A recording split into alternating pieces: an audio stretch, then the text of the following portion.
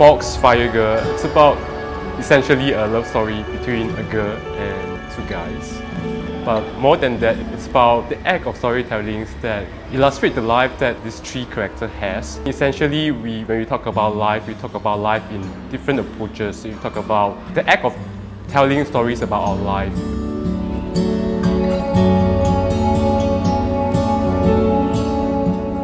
I particularly like Ifan, the character, because she embodies all the true qualities of a storyteller.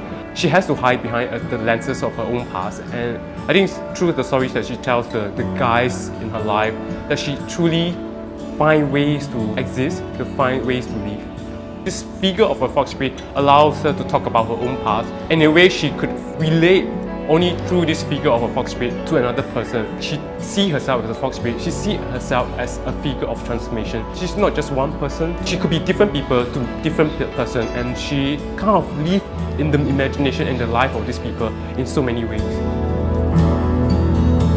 I don't think the identity of a writer is fixed in place. A writer constantly changes with his own time, changes with his own ideas. I think we filter a lot of our experience in this time through so many things, through Instagram, through Facebook, through how we talk about our own stories to our friends, to our family. When you talk to different group of people, you project yourself in very different ways, because the act of trying to find the right way to talk to a group of people, see if you're talking to a group of close friends, opposed to talking to a group of acquaintances or to a group of business associates, there are very different ways to portray our own life.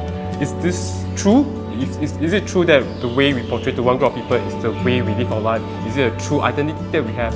Our identity is very fractured in a way that we are creating our own self through all these forms and all these medium, that we become a being that is made out of different identity, of different faces.